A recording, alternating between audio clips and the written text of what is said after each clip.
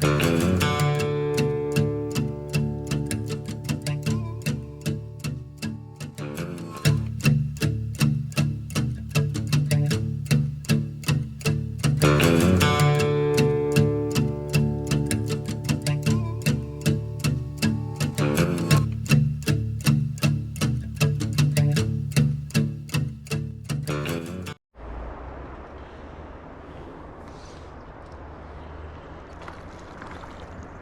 I got a late start today because I had some things to do around my little farm.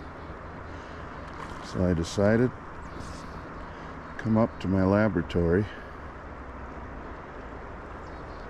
try out a different version of one of my dry flies. First cast, chunky little cutthroat, but that's obviously a good sign. Don't think I'll need the net for this fella, but he's been a really good fighter. And then I'm thinking about working a streamer through this stretch of all the, there we go, of all the hundreds of times I've fished up here. One thing I've never done is swung a streamer through this water. And you just never know what might be living in here. But it's an unusual day because it's overcast, and it has been pretty much continuously. So I would imagine that the hatches have kind of are getting stretched out over the whole day, which is cool.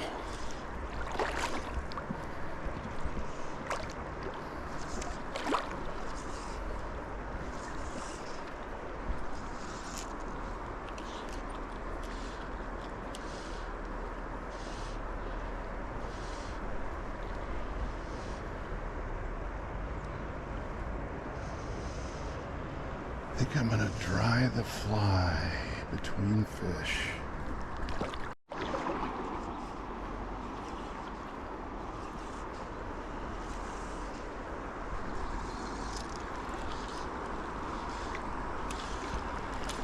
So I just took a glance at my thermometer, and the river is holding steady at a nice 62. It is a little before 1. But it's funny because I've been spending time on the bull trout tributaries, and it is noticeably warmer in the main river. I mean, as soon as I stepped my boots in, and as soon as my body had gotten used to it, it was like, oh yeah, this is quite a bit, feels quite a bit warmer. I took one measurement on one of the tiniest mountain streams yesterday at 48, and then on the main trib it was 51. So obviously that is a 10 plus degree difference. So I shouldn't be surprised that it's noticeable, that I can actually feel it. But it's interesting, or not interesting, but part of the reason I was really motivated to, oh my God, these rocks, to get out here, especially with the dry fly today, was the fact that there is zero breeze. And if you've watched any of my prior vids, you know that the wind almost always blows up here in the hills.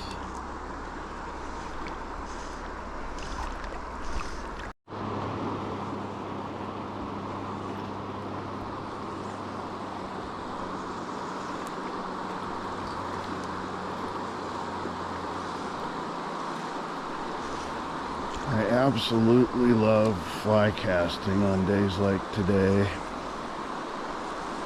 It's so easy to relax and get into a good rhythm when there's no wind. I like to call it quiet casting. I mean, I don't hear the line going through my guides. I don't hear anything whipping around.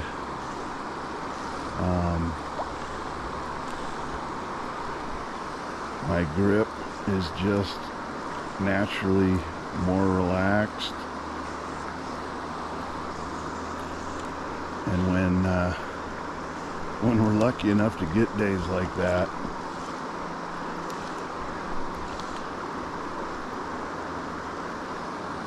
it's amazing how far and accurate we can be with our fly with what feels like zero effort.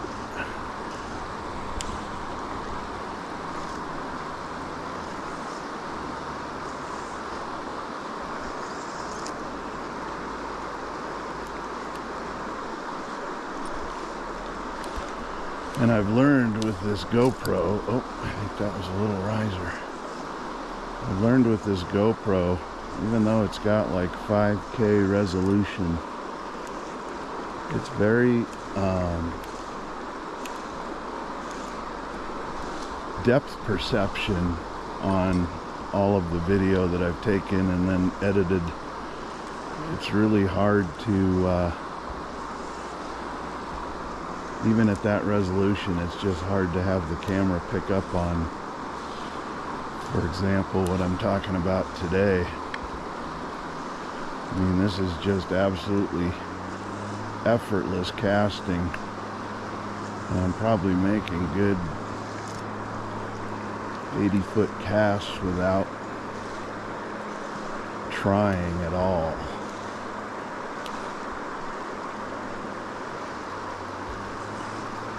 And that is a combination of my relaxed state,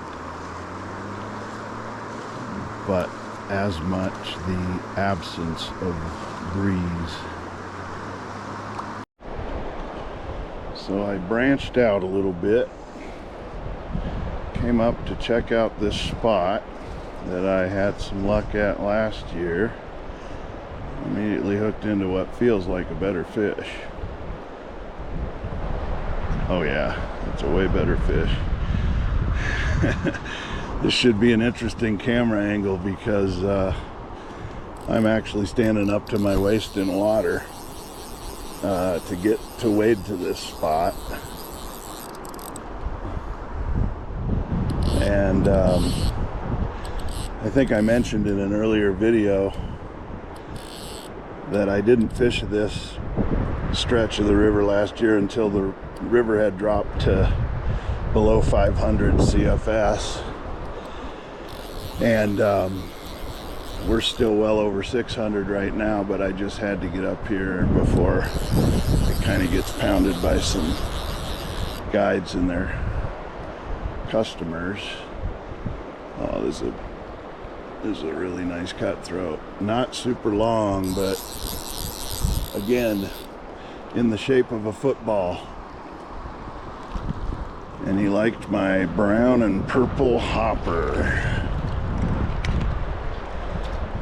And when you wade this deep, it's pretty funny because a fish of any size on this light leader, and they do 360s around you. I've already turned completely around several times, just trying to keep him directed the right way. But a really good fighter, and he's still keeping his head down. Oh man, this is a great looking fish. Really nice. Look at that. Oh, and I just love it when the fly pops right out so I can do my thing with the fish. Uh-oh, he's gone. We didn't get a good look at him. Probably in the 13-14 range, but I'll take it any day. And there's my my brown and purple hopper firmly hooked within my net, so I'm going to take care of that next and dry it out. I've got shit everywhere. I must have shown, this is a good size cutthroat, I must have shown this guy my hopper 5 times before he just made the most subtle rise and sucked it down. And he was sitting right by this rock right here, right there, and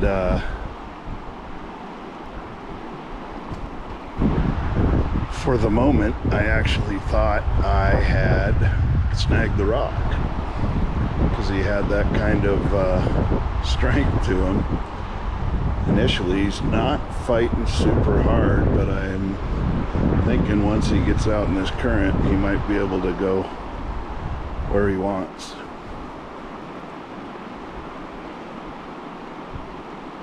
It's almost like one of those fish that doesn't know he's hooked yet. I've had plenty of those over the years. Whoa, splashed us.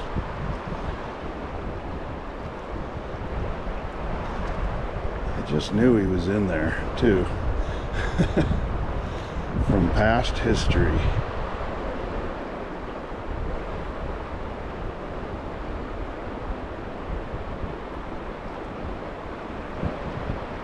Yeah. Oh, and he got off, but I hope we got a good look at him. I think we did. So I was right about my prediction, or not my prediction, but my plan to not really fish this stretch for a little bit longer, for the simple reason that I am, as I said, up to my waist in water, and really hard to see the subcurrents where these fish will be hanging out in another week or so, barring any big change in the weather. But I think I'm going to follow through with my plan to switch over and swing a streamer on my way back down through that run that I already worked. So we'll see how that works out.